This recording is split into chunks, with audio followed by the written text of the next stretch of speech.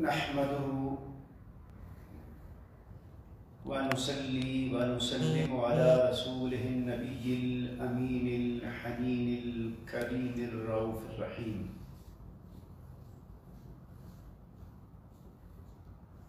أما بعد فأعوذ بالله من الشيطان الرجيم. بسم الله الرحمن الرحيم. زين للناس حب الشهوات من النساء والبنين والقناطير المقنطرة من الذهب والفضة والخيل المسومة والأنعام والحرث ذلك متاع الحياة الدنيا والله عنده حسن المآب. صدق الله العظيم. إن الله وملائكته يصلون على النبي يا أيها الذين آمنوا صلوا عليه وسلموا تسليما. اللهم صل على سيدنا ومولانا محمد وعلى آل سيدنا وأصحاب سيدنا ومولانا محمد وبارك وسلم.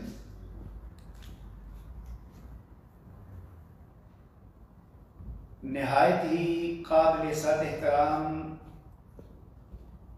حاضرین مکرم اور معزز سامعین و ناظرین،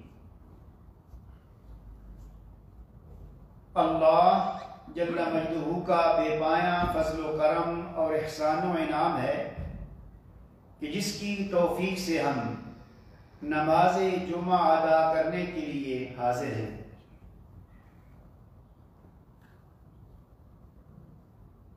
گزشتہ جمعے سے پہلے میں نے اس سے پہلے جمعے پر نفس کے حوالے سے گفتگو کی تھی کہ نفس جو ہے وہ برائیوں پر اکساتا ہے اور وہ نفس امارہ ہے۔ اس کے تزکیہ کا، اس کو کنٹرول کرنے کا اور اس کو اپنے تابع اور اللہ کے احکام کے تابع کرنے کا شریعت نے حکم دیا ہے۔ اور جوں جوں نفس جو ہے وہ ترقی کرتا ہے، اس میں پاکیزگی آتی ہے، اس کا تصفیہ ہوتا ہے، تو اس کے ساتھ ساتھ انسان کی روح بھی ترقی کرتی ہے۔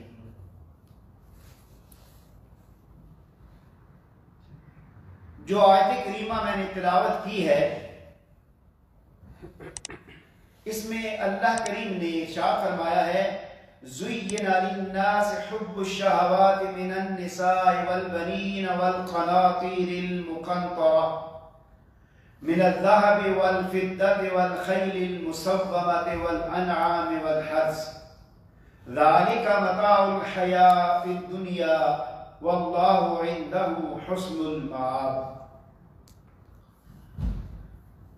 لوگوں کے لیے ان خواہشات کی محبت خوب آراستہ کر دی گئی ہے جن میں، یعنی جن خواہشات میں عورتیں اور اولاد اور سونے اور چاندی کے جمع کیے ہوئے خزانے، نشان کیے ہوئے خوبصورت گھوڑے اور مویشی اور کھیتی شامل ہیں۔ یہ سب دنیاوی زندگی کا سامان ہے اور اللہ کے پاس بہتر ٹھکانہ ہے۔ حاضرین مکرم اور معزز ناظرین، اللہ کریم نے اس آیت کریمہ میں، جو کہ آل عمران کی آیت نمبر 14 ہے، اس میں ان خواہشات اور زندگی کی ان لذتوں، ان راحتوں، ان آرزوؤں کا ذکر فرمایا ہے جو انسان کے نفس کو گمراہ کرتی ہیں، لباتی ہیں اور پوری زندگی انسان इन्हीं में लगा रहता है। आखिर में अल्लाह करीम ने फरमाया कि ये दुनियावी जिंदगी का सामान है, यानी जितनी भी ये चीजें हैं ये सारी दुनियावी जिंदगी का सामान है, और अल्लाह के पास बेहतर ठिकाना है। ये सब चीजें दुनियावी जिंदगी का साजो सामान और राह को सुकून है, और आखिर में अल्लाह करीम फरमा रहे हैं कि उसके पास बेहतर ठिकाना है। अब हम इस दुनिया की जिंदगी के लिए, अपने ऐशो इशरत के लिए, अपने यहां सुकून के लिए तो सुबह शाम काम करते हैं, जिसके बारे में अल्लाह करीम ने फरमाया कि उसके पास बेहतर ठिकाना है, उसके लिए हम गौर नहीं करते। और यही जो नफ्से अम्मारा है, हमारी नफसानी ख्वाहिशात हैं, मादी आरजुएं हैं, ये हमें वरगलाती रहती हैं और जिंदगी पूरी हम इसी में बसर कर देते हैं। अब हमें सोचना होगा और देखना होगा कि हम अल्लाह करीम जो हमें मुतनब्बे फरमा रहे हैं कि इन सारी दुनियावी ख्वाहिशात से बेहतर उसका आखिरी ठिकाना है, तो हम उस ठिकाने को, आखिरी मुकाम को, अपनी आखिरी आरामगाह को, अपने आखिरी अंजाम को किस तरह अच्छा कर सकते हैं। मुअज़्ज़ज़ सामीईन व नाज़रीन और हाज़रीन मुकर्रम, नफ्से अम्मारा पर काबू पाने के लिए, उसको अपने कंट्रोल में करने के लिए, उसका तज़किया करने के लिए, उसका तस्फिया करने के लिए, उसको अल्लाह ताला की इताअत में और रसूल मुकर्रम सल्लल्लाहु अलैहि वसल्लम की इत्तिबा में लाने के लिए बेशुमार तरीके और रास्ते हैं। सारे के सारे बयान करना मुमकिन नहीं, मगर उन तरीकों में से, उन रास्तों में से कि जिनसे हमारी इन दुनिया की लज्जतों से, दुनिया की ख्वाहिशात से, दुनिया की मोहब्बतों से जान छूट जाए, वो एक तरीका मैं आज बयान करता हूं, और उसको ताबईन के सुर्खील, मुहद्दिसीन के मुंह में इमाम हसन अल बसरी रज़ियल्लाहु ताला अन्हु ने बयान किया है। हजरत इमाम हसन अल बसरी ऐसी हस्ती हैं कि जब उनका नाम आता है तो ज़हन में ज़ुहद और तक़वा आ जाता है, और जब भी ज़ुहद और तक़वा का जिक्र किया जाए तो उनका साथ जिक्र आता है, चूंकि उन्होंने इस दुनिया की हकीकत, इस दुनिया की हैसियत, इस दुनिया की कीमत को जान लिया था कि ये दुनिया बेहैसियत है, इस दुनिया की कोई कीमत नहीं है। जान लिया तो उसके मुताबिक आपने जिंदगी बसर करना शुरू फरमा दी। आपने इस तरह जिंदगी बसर करना शुरू की कि जो भी आपको देखता आपसे मुतासिर होता, जो कि आपका अल्लाह की जात से ताल्लुक था, हुजूर नबी करीम सल्लल्लाहु अलैहि वसल्लम से ताल्लुक था, आपसे जो इश्क था, जो आपकी इत्तिबा का पहलू था, इस पर उनसे किसी शख्स ने पूछा, या इमाम, आपकी इस जिंदगी का, आपके ज़ुहद व तक़वा का, आपके वरा का राज क्या है, सबब क्या है, वजह क्या है? उस साइल के पूछने पर आपने फरमाया, इसकी मुख्तलिफ चीजें हैं, और उनमें से पहली चीज یہ ہے کہ علمت ان رزقی لا یاخذہ غیری فاطمئن قلبی، کہ اے سائل مجھ سے میرے زہد، میرے تقوی، میرے ورع اور ان اعمال کی وجہ پوچھنے والے، یہ سن لو کہ جب سے مجھے یہ معلوم ہوا ہے کہ میرا رزق میرے علاوہ کوئی نہیں لے سکتا، جو میرا رزق ہے وہ مجھے مل کر رہے گا، وہ میرے پاس آ کر رہے گا، تو جب سے یہ مجھے معلوم ہوا ہے اس وقت سے میرا دل مطمئن ہو گیا ہے، اور میں نے رزق کی فکر، رزق کا غم، رزق کی پریشانی چھوڑ دی ہے۔ اب آپ کا یہ جملہ ہم ذرا اس کو اپنے مد نظر رکھیں اور اپنے حال کا جائزہ لیں، کیا ہم اس قول کے مطابق کس حد تک زندگی بسر کر رہے ہیں؟ ہمارا حال تو یہ ہے کہ جو لوگ رزق جن کو اللہ کریم نے کم دیا ہے، ضرورتیں پوری ہو رہی ہیں، وہ بھی اس کم رزق پر قناعت نہیں کرتے،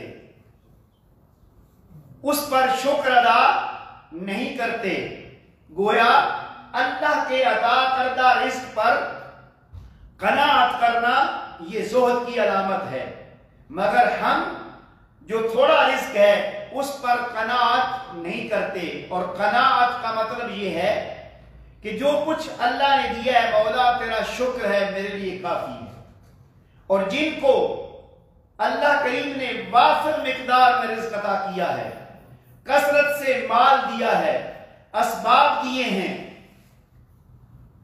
ان کو بھی ایسے حال میں رکھا ہوا ہے، یا ان کا بھی یہ حال ہے کہ ان کا بھی پیٹ مال کے ہوس سے سیر نہیں ہوتا، ان کی بھی خواہش ہوتی ہے حل من مزید کہ اور آئے اور آئے۔ گویا ہمیں تو رزق کی جو ہے پریشانی اس سے نہیں نکلتے، اس کا غم لگا رہتا ہے کہ کیسے ملے گا، ہم کیسے حاصل کریں گے۔ اب حاصل کرنے کے لیے ہم مختلف طریقے استعمال کرتے ہیں، خواہ وہ حرام ذرائع ہوں یا کہ حلال ذرائع ہوں، ہم نے چھوڑ دیا ہے یہ دیکھنا کہ کیا حلال ہے یا کہ نہیں۔ حضور نبی کریم صلی اللہ علیہ وآلہ وسلم نے فرمایا لَيَأْتِيَ النَّاسِ زَمَانٌ لَا يُبَالُ الْمَرْءُ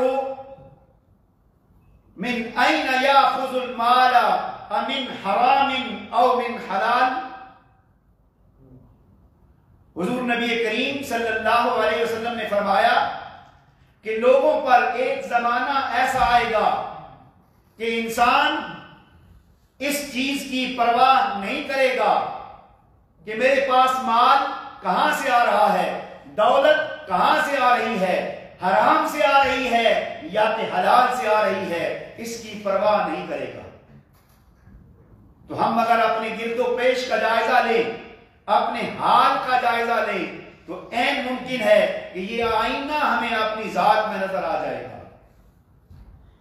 حضرت مالک بن دینار رضی اللہ تعالیٰ عنہ بڑے تابعین میں سے ہیں۔ آپ بیٹھے ایک دن کھانا تناول فرما رہے تھے، آپ تشریف فرما ہے، تناول فرما رہے ہیں، تو اس کے اندر جو بوٹی تھی گوشت کی، وہ بلی بیٹھی ہوئی تھی، اس بلی نے وہ بوٹی اٹھا لی۔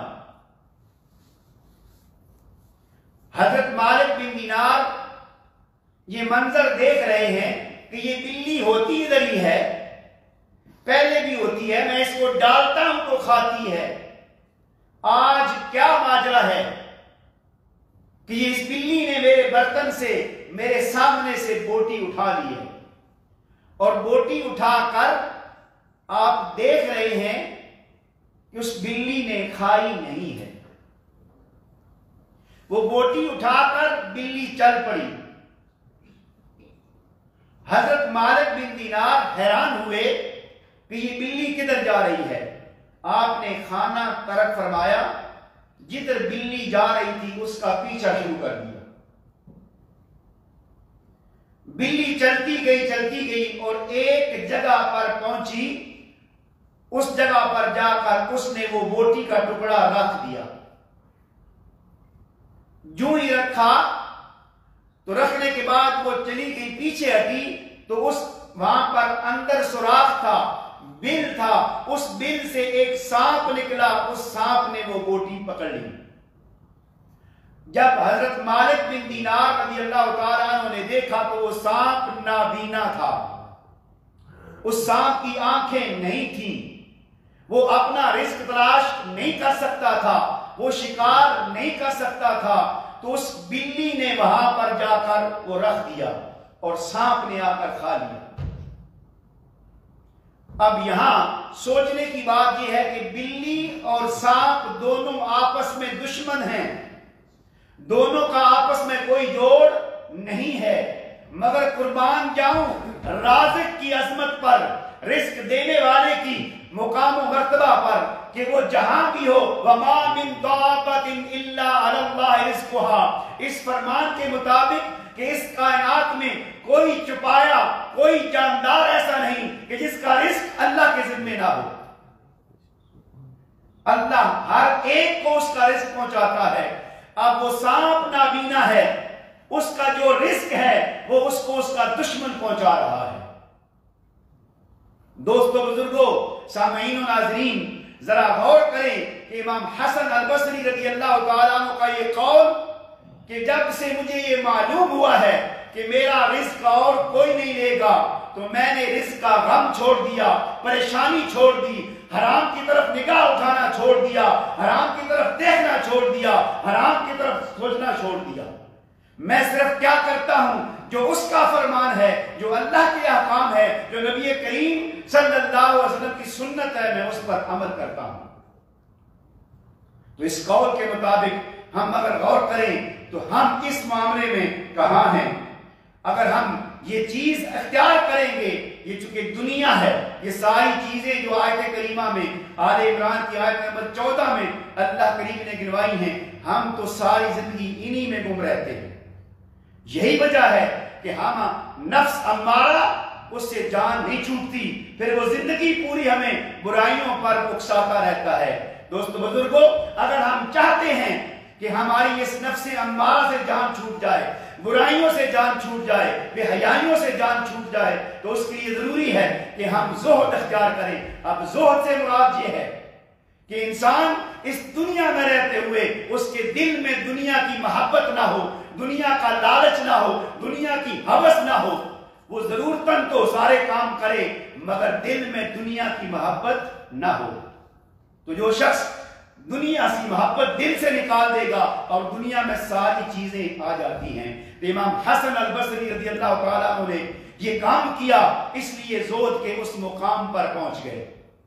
اس کے علاوہ آپ کے آگے اور بھی اقوال ہیں، اور ان اقوال میں سے ایک قول یہ ہے، میں صرف وہ بیان کرتا ہوں، ٹائم تھوڑا ہے. آپ نے فرمایا کہ علمت ان اللہ مطلع علی استحییت ان یرانی علی المعصیہ، کہ مجھے یہ معلوم ہوا، مجھے یہ پتہ چلا اور یقین ہے کہ میرا اللہ مجھے دیکھ رہا ہے، میرا اللہ میرے ہر عمل سے آگاہ ہے، وہ میرے ہر عمل سے باخبر ہے. تو جب سے یہ مجھے معلوم ہوا اس کے بعد سے میں نے اللہ کی نافرمانی ترک کر دی، گناہ ترک کر دیے، اس کی فرما برداری اختیار کرتا ہوں. شرم آتی ہے کہ جب وہ مجھے دیکھ رہا ہے میں اس کی نافرمانی کروں. تو دوستو بزرگوں، ذرا ہم اس قول پر بھی غور کریں کہ وہ اللہ جو انہیں دیکھ رہا تھا، جو ساری کائنات کو دیکھ رہا ہے، اس وقت بھی دیکھ رہا تھا، آج بھی دیکھ رہا ہے، جب کچھ نہیں ہوگا تب بھی دیکھ رہا ہوگا. ہمیں وہ یہاں بھی دیکھ رہا ہے، بازار میں بھی دیکھ رہا ہے، گھر کے اندر بھی دیکھ رہا ہے، کمرے میں بھی دیکھ رہا ہے. مگر ہم اپنے احوال کو دیکھیں کہ کیا ہم اللہ تعالیٰ سے حیا کرتے ہیں؟ ہم اللہ تعالیٰ سے شرماتے ہیں کہ وہ ہمیں دیکھ رہا ہے، کیونکہ اس میں بہت کچھ کہا جا سکتا ہے۔ میں ذرا ٹائم میں آخری بات، ایک بہت ہی مفید اور اچھا قصہ جو کہ حضرت مالک بن دینار بیان فرماتے ہیں۔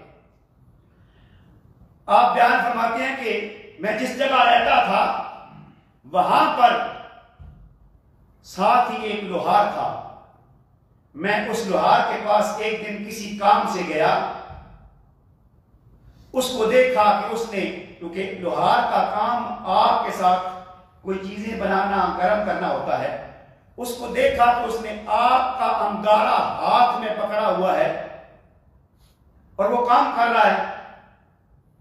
اس کا یہ منظر دیکھ کر مجھے حیرانگی ہوئی کہ یہ آگ کا کام تو جلانا ہے، اس کا ہاتھ کیوں نہیں جل رہا؟ جب مجھے حیرانگی ہوئی تو موقع پا کر میں نے اس سے پوچھا، ارے بھائی بتاؤ یہ کیا ماجرا ہے کہ یہ آگ جس کی صفت جلانا ہے، یہ آگ جس کی صفت راہ کر دینا ہے، تم نے ہاتھ میں پکڑی ہوئی ہے اور تمہیں کچھ نہیں کہہ رہی؟ اس پر اس نے بڑا طویل قصہ سنایا، لیکن مختصراً یہ کہ جن چیزوں کا اس آیت کریمہ میں ذکر کیا گیا ہے، زُيِّنَ لِلنَّاسِ حُبُّ الشَّهَوَاتِ مِنَ النِّسَاءِ، کہ اللہ ہمیں معاف فرمائے کہ اکثر لوگ ان عورتوں کی محبت سے ہی نہیں نکل سکتے، زندگی پوری اسی میں گزر جاتی ہے۔ ہاں یہ محبت جائز ہو تو اچھی بات ہے، ترقی کا سبب بنتی ہے، ناجائز ہو تو تباہ کر دیتی ہے۔ وہ کہتے ہیں کہ لوہار نے کہا کہ میرے ہمسائے میں ایک خوبصورت خاتون تھی، اور خوبصورت بھی تھی، نیک بھی تھی۔ اس کو کوئی حاجت پیش آئی تو وہ اپنی حاجت لے کر میرے پاس آئی، تو میں نے اس کو اپنی خواہش کا بتایا، وہ چلی گئی۔ اس نے کہیں بھی گئی ہوگی، دیکھا ہوگا کہیں سے اس کا کام نہیں ہوا، تو واپس آئی۔ اس نے کہا کہ ٹھیک ہے، میں تمہاری جو مرضی ہے وہ پوری کرنے کو تیار ہوں۔ چنانچہ ہم اکٹھے ہوئے تو اس کمرے میں جا کر میں نے کمرے کے سارے دروازے بند کر دیے۔ جب کمرے کے سارے دروازے بند کر دیے تو وہ جو خاتون تھی اس نے مجھ سے کہا، غور سے دیکھو سارے دروازے بند کر دو، کوئی دروازہ کھلا نہ رہے۔ تو اس نے کہا کہ میں نے سارے دروازے بند کر دیے ہیں، کوئی کھلا نہیں ہے۔ اس عورت نے کہا غور کرو کہ ایک دروازہ کھلا ہے۔ اس نے پھر دیکھا، اس نے کہا کوئی نہیں کھلا۔ اس عورت نے کہا اے انسان ذرا دیکھ، توجہ کر کہ ایک دروازہ کھلا ہے۔ اس نے کہا وہ کون سا ہے؟ اس خاتون نے کہا وہ دروازہ اللہ کا کھلا ہے جو کبھی بند نہیں ہوتا، وہ ہر وقت دیکھتا ہے۔ عورت کی اس بات پر اس لوہار پر اتنا اثر ہوا کہ اس نے اس کو کہا کہ اے خاتون چلی جا اپنے گھر، جتنی تجھے چیزیں چاہیے ضرورت پوری کر اور چلی جا، لیکن ایک بات میں گزارش کرتا ہوں میری وہ مان لے۔ اس نے کہا وہ کیا ہے؟ اس نے کہا کہ تو نیک عورت ہے، نیک خاتون ہے، اس وقت میں چاہتا ہوں کہ تو میرے لیے دعا کر دے۔ اس خاتون نے ہاتھ اٹھا کر کہا اللہم حرم علیہ النار فی الدنیا والآخرہ، کہ اللہ اس کو دنیا میں اور آخرت میں آگ پر حرام کر دے۔ وہ کہتے ہیں کہ اس دن سے میں آگ کو پکڑتا ہوں، اس دنیا میں آگ مجھے کچھ نہیں کہتی۔ تو دوستو بزرگو، اگر انسان گناہ سے ڈر جائے اور یہ دیکھ لے کہ میرا اللہ دیکھ رہا ہے، اور ہر عمل جو بھی کرے وہ اس اعتبار سے کرے کہ میرا خدا مجھے دیکھ رہا ہے، تو وہ گناہ نہیں کرے گا۔ اللہ تعالی ہمیں زہد و تقوی اختیار کرنے کی توفیق عطا فرمائے اور اپنے کردار کو سنوارنے کی توفیق عطا فرمائے اور دین کے احکام کے مطابق زندگی بسر کرنے کی توفیق دے۔ وما علینا الا البلاغ المبین۔